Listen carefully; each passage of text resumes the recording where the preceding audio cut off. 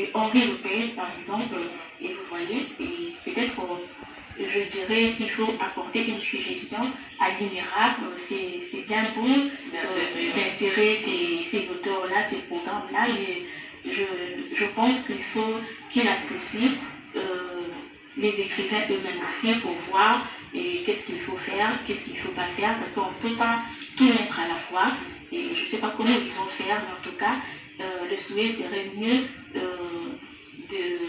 d'initier, ou soit d'être en compagnie peut-être de ces auteurs-là.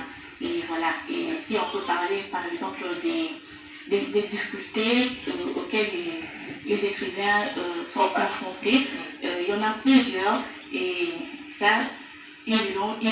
Avant de parler des différentes des difficultés auxquelles ces écrivains font en face, si rapidement on pouvait rappeler quelques noms qu'on connaît. Oui. C'est vrai que c'est la journée de l'écrivain africain, mais Charles est bien ordonné. Oui. Comment par ça exactement.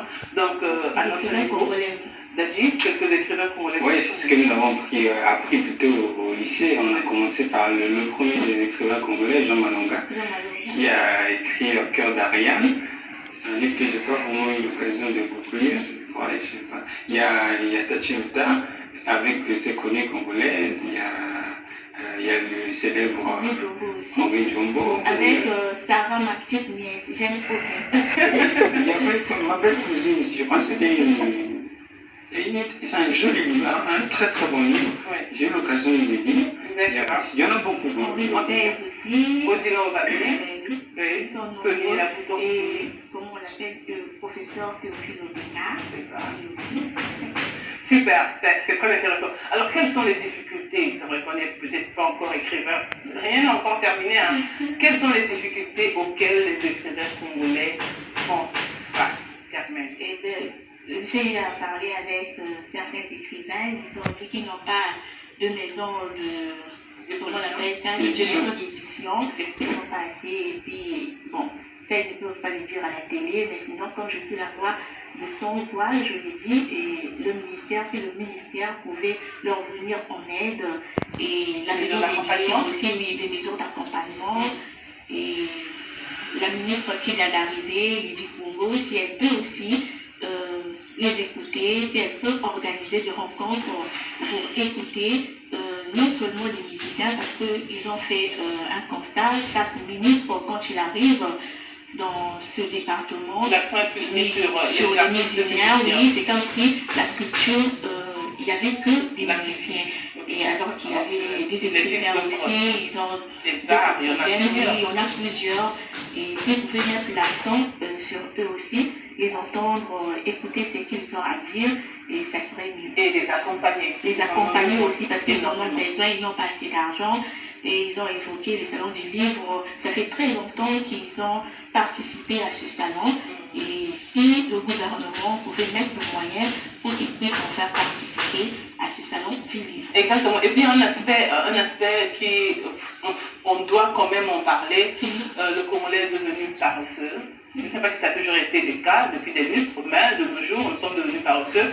Rares d'entre nous s'intéressent à la lecture. De moins en moins on lit, c'est vrai ou pas?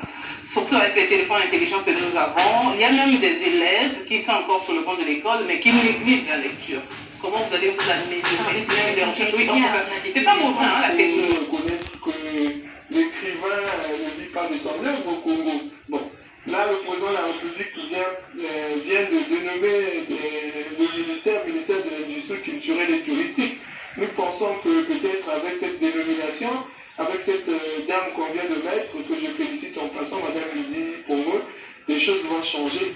Je viens d'écrire un livre où je dénonce le tribalisme, où je demande la création d'un commissariat du vivre ensemble et de la cohésion nationale, mais les gens pensent que je suis contre le pouvoir. Alors que le tribalisme, c'est pour combattre l'ensemble des vices de notre nation.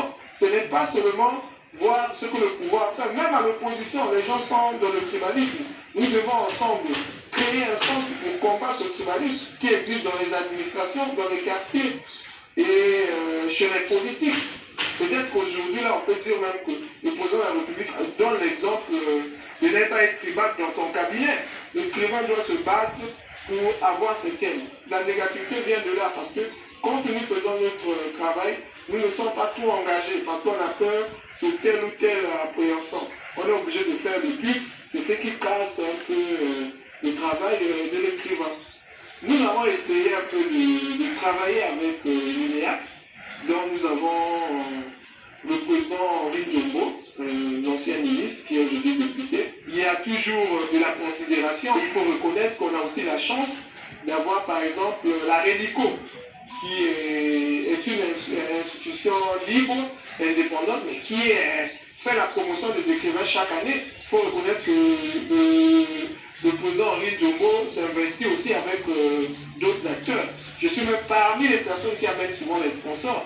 Donc, d'où en passant, je salue le président Sonny Zaou et l'ensemble du dépêche de Brazzaville qui a toujours donné cette force chaque année d'organiser la REDICO qui permet aux jeunes écrivains et aux nouveaux auteurs de faire leur promotion. Ils ont même un prix Jean Malonga. La difficulté en tant qu'écrivain, nous avons une direction générale du livre. Ici, souvent les auteurs produisent à compte d'auteur.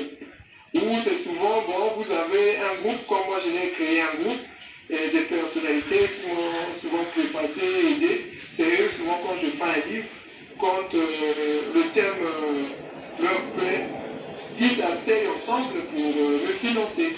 Et voilà un peu. Mais sinon l'écrivain a beaucoup de difficultés parce qu'on n'a pas de besoin d'édition fiable. L'écrivain ne vend pas au Congo parce que le livre est cher.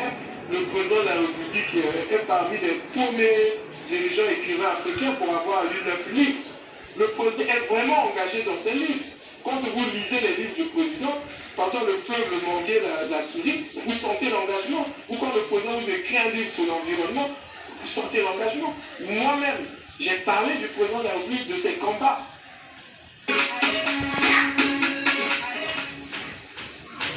Les difficultés sont connues, en tout cas au ministère de l'Industrie culturelle, parce que on parle d'industrie culturelle maintenant, donc à Madame la ministre du Congo qui venait d'arriver aux affaires, de pouvoir prendre en compte cet aspect-là, accompagner les écrivains congolais, ils en ont besoin quand on parle de la culture.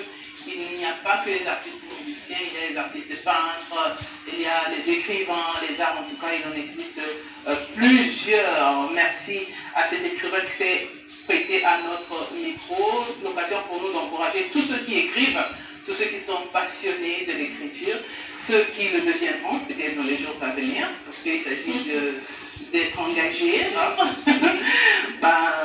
On vous encourage. Merci beaucoup à